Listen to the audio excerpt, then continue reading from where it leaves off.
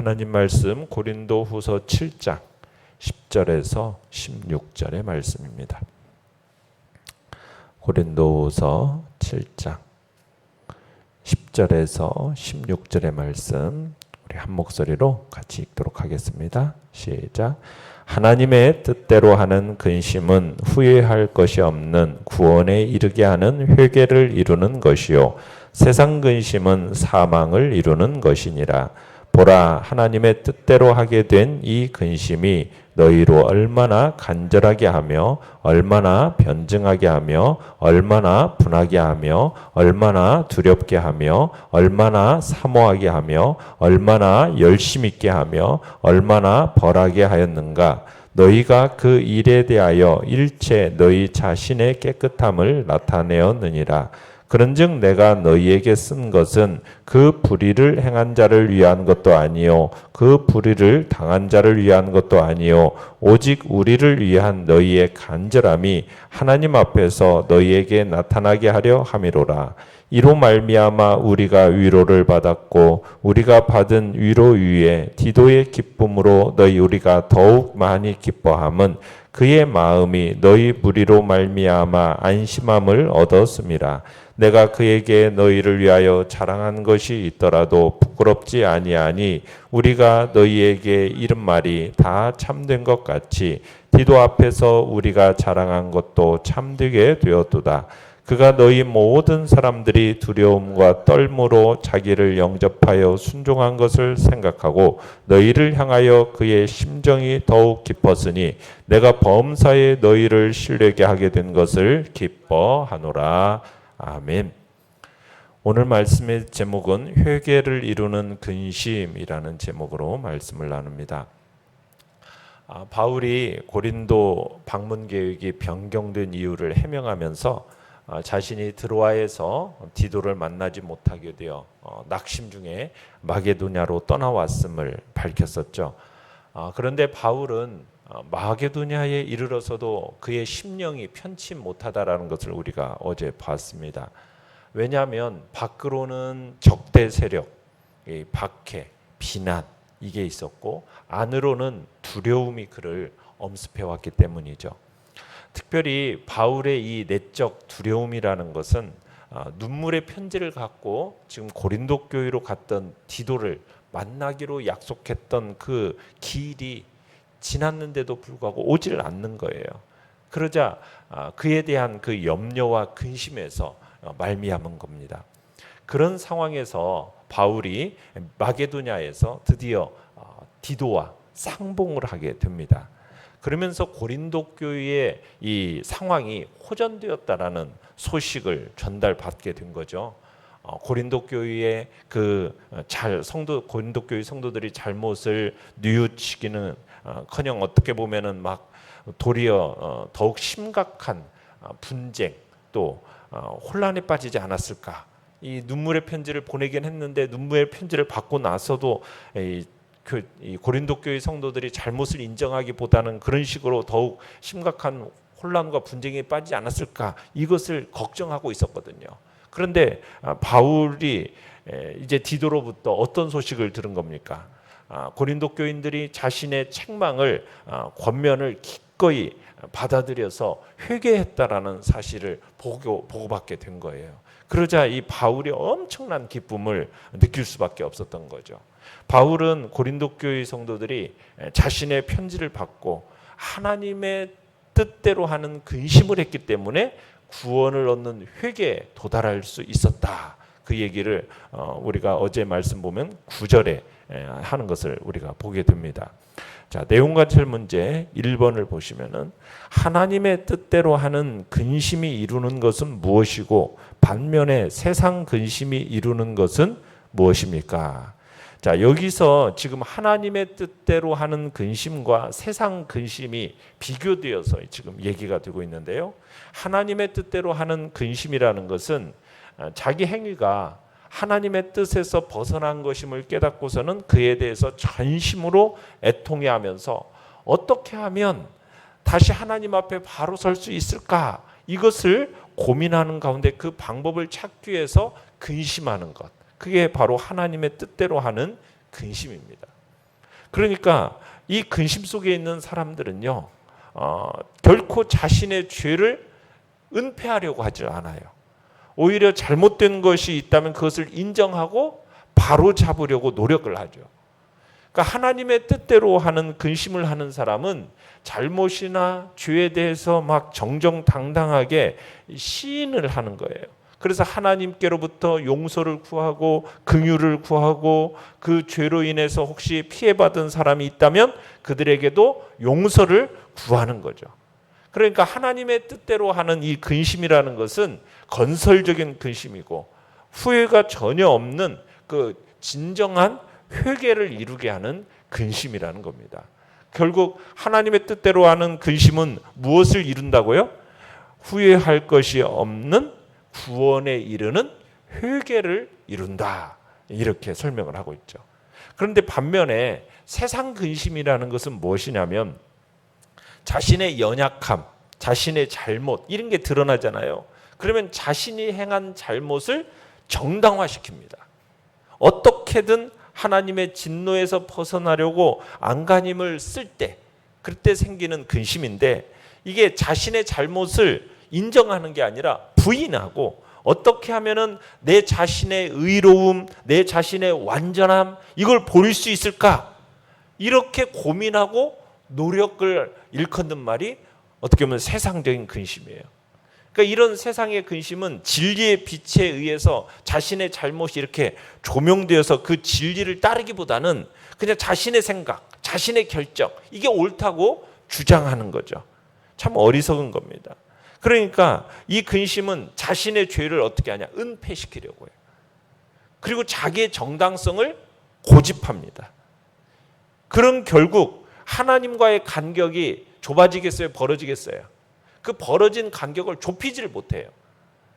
결국 어떤 일에 이르게 되는 겁니까? 이 세상 근심은 사망에, 후회와 사망에 이르게 되는 겁니다. 이게 다 무죄와 교만함과 어리석음에서 비롯되어지는 거죠. 내용 관찰 문제 2번입니다. 하나님의 뜻대로 하는 근심으로 인해 고린도 교인들은 어떻게 변화되었습니까? 자, 11절에 보시면은 하나님의 뜻대로 한 이 근심이 고린도 교인들로 하여금 구체적인 회개 반응을 나타내게 했습니다. 그것이 이제 11절의 열거가 되는 거예요. 자, 그러면서 너희가 얼마나 간절하게 하며, 여기서 이 간절하게 하며라는 이 어구는 뒤에 열거되는 이 6가지 반응의 내용들을 수식하고 있는 거예요. 그러니까 얼마나 간절하게 변증하며, 간절하게 분하게 하며, 간절하게 두렵게 하며, 간절하게 사모하게 하며, 간절하게 열심 있게 하며, 간절하게 벌하게 하였는가, 이런 식으로 간절하게라는 어구가 이제 뒤에 있는 6가지를 이렇게 수식을 한다는 얘기입니다. 자, 여기서 변증하게 하며라는 이 말은 고린도 교인들이 자신이 범했던 죄를 진지하게 사과하고 용서를 구하게 된 것을 나타내는 말입니다. 또 분하게 하며라는 것은 고린도 교인들이 지금 바울을 흠집내려고 했던 이 대적자들에 대해서 심대한 분노를 표시했다라는 사실과 함께 자신들이 행한 지난날의 그 범죄에 대해서 스스로를 향해서 분노한 것을 나타내고 있는 겁니다. 그리고 또 두렵게 하며라는 것은 바울이 하나님의 사자로서 그들에게 매를 가지고 올 수도 있음에 대한 두려움을 나타내는 말이고요. 또 사모하게 하며라는 말은 진실한 사도인 이 바울의 오해와 불신의 관계를 이제 청산하고 싶어하는 강한 욕구를 이제 보여주는 겁니다. 또 열심 있게 하며라는 것은 그리스도를 본받으는 이 바울을 닮으려는 열심, 이 열심과 더불어서 죄를 범한 자들을 바로잡아 주려는 그 열심을 이야기하고 있습니다. 또 벌하였는가라는 것은 고린도 교인들 가운데 무리를 일으켰던 자들을 책망하고 교회법에 따라서 치리해서 교회의 질서를 세웠다라는 의미가 포함되어 있는 겁니다. 그러면서 11절 끝에 보면 이렇게 얘기하죠. 너희가 그 일에 대하여 일체 너희 자신의 깨끗함을 나타내었다, 이렇게 말하고 있는데, 이건 이제 고린도 교인들이 그 준엄한 눈물의 편지를 받고 나서 이전까지 경홀하게 생각했던 이 사건들을 분명하게 처리했다라는 거죠. 이 일에 대해서 더 이상 바울로부터 책망받을 여지를 남기지 않았다라는 겁니다. 그러니까 그들이 지금 조처를 취하고 또 경건한 슬픔을 나타내면서 과거는 이제 정리가 되어지고 이 사건에 연루되어 있는 한에서는 이제 어떻게 되었다? 그들이 순결한 상태에 있게 되었다. 지금 이 얘기를 하는 겁니다. 그러니까 고린도 교인들이 실제적인 잘못을 저질렀지만 이제는 회개함으로써 용서를 받았기 때문에 이제 자신들이 어떻게 되었다고요? 깨끗하게 되었다라는 것을 지금 보여주고 있는 겁니다. 자, 연구와 묵상 문제 3번입니다.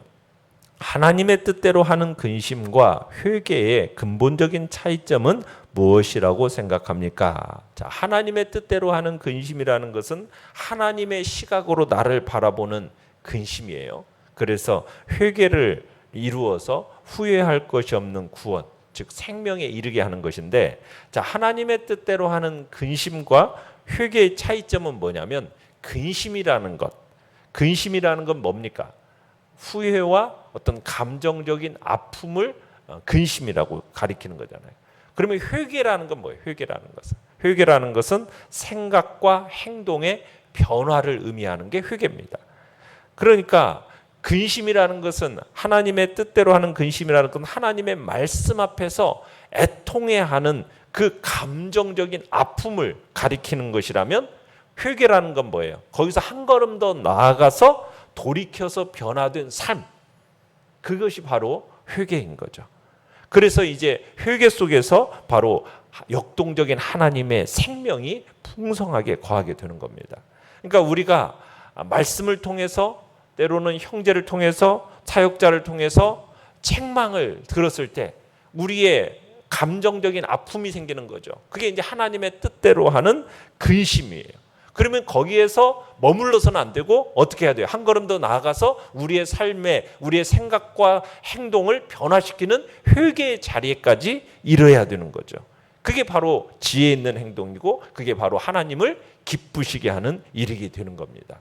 그래서 회개라는 것은 아무리 큰 죄라도 덮음으로 생명을 주지만, 우리가 완고한 마음으로 회개하지 않으면은 아무리 작은 죄라 할지라도 자기를 멸망으로 이끌게 된다라는 것, 우리가 그걸 잊지 말아야겠죠. 느낀 점 4번입니다. 나는 하나님의 근심과 나 중심의 근심 중 어떤 근심에 더 치우쳐 있습니까?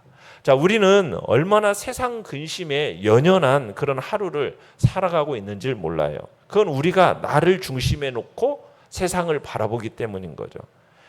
그런 나 중심의, 여러분, 세상 근심은 뭘 이루는 근심이라고요? 사망을 이루는 근심이라는 거.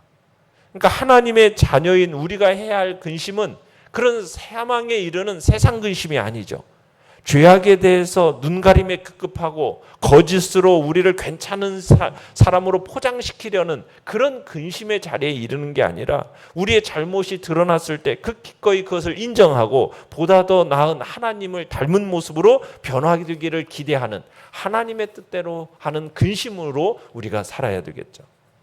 여러분, 이 세상 근심이라는 것은 우리가 계속 얘기하지만 두 가지 특징이 있어요. 그 뭐냐면, 첫째는 이 세상 근심은 참된 근심이 아니라 그냥 단지 원망에 불과하다는 거예요. 원망. 그러니까 자기 자신에 대해서 정직하게 인정하지 않아요. 어떻게 보면 책벌에 대한 원망, 죄를 짓고 도망치지 못한 것에 대한 원망, 여기에서 비롯되는 게 세상 근심입니다.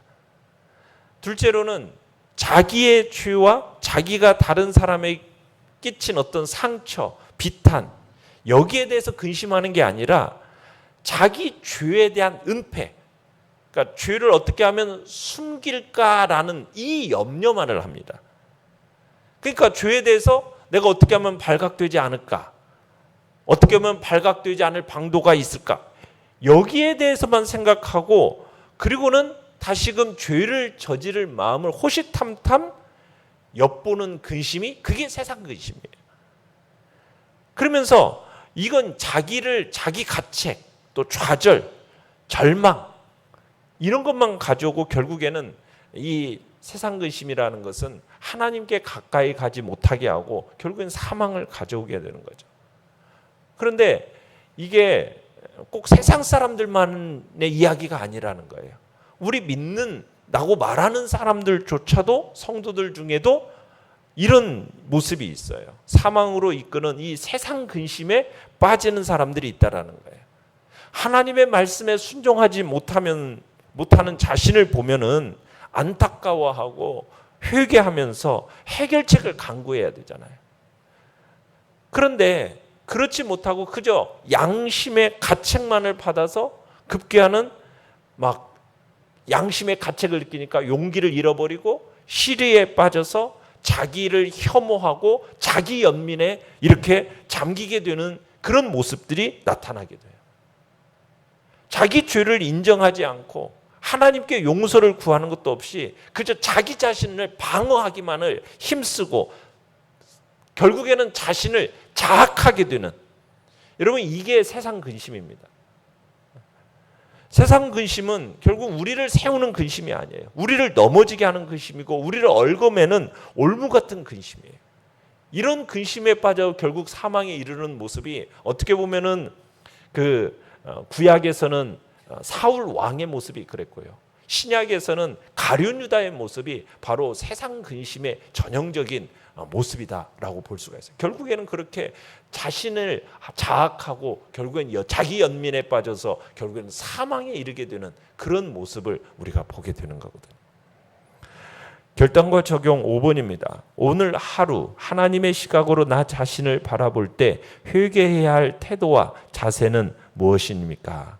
여러분, 우리가 예수님을 기쁘게 하고 그의 뜻에 따르기를 원한다면 우리의 죄악을 절대로 정당화시켜서는 안 됩니다. 우리의 죄를 은폐하려는 그런 세상 근심에 빠져서는 안 됩니다. 우리의 죄가 딱 드러나잖아요. 그럼 어떻게 해야 돼요? 정직한 마음으로 인정하고 그 죄에 대해서 애통해하는 심령, 그게 바로 하나님, 이게 우리가 회개함으로 이르게 하는 하나님의 뜻대로 하는 근심이 되는 거예요.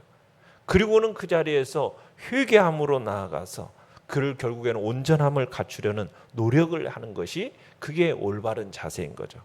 그러니까 하나님께서 찾으시는 사람은 내가 막 내 자신이 정결하다, 나는 항상 정당하다, 여러분이 이렇게 주장하는 사람이 아니라 자신의 죄악을 늘 겸손히 인정하면서 돌이키는 사람, 그 사람이 바로 하나님께서 찾으시는 사람이라는 것을 기억하면서 항상 나 자신을 바라볼 때 나는 정당해, 나는 정직해, 그리고는 혹여나 이렇게 죄가 드러나면은 자기 연민과 자학으로 가는 게 아니라 그 죄를 정확하게 드러내놓고 하나님 앞에서 그 죄에 대해서 애통해하는 마음으로 하나님의 뜻대로 하는 근심을 하고, 그리고는 회개의 자리에 나아가서 우리의 생각과 우리의 삶을 변화시키는 그 삶의 태도와 자세가 무엇보다 중요하다라는 것을 우리에게 가르치고 있는 것입니다.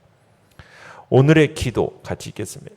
시작. 주님, 제가 세상 근심이 아닌 회개를 이루는 근심을 하게 하소서. 아멘. 말씀을 생각하면서 기도하시고요. 연약한 우리의 지체들을 위해서 기도해 주시기 바랍니다. 하나님의 긍휼과 자비하심의 은혜의 역사가 우리 안에 나타나기를 소원하면서 이 시간 주여, 우리 세 번 부르짖며 나아갑니다. 주여.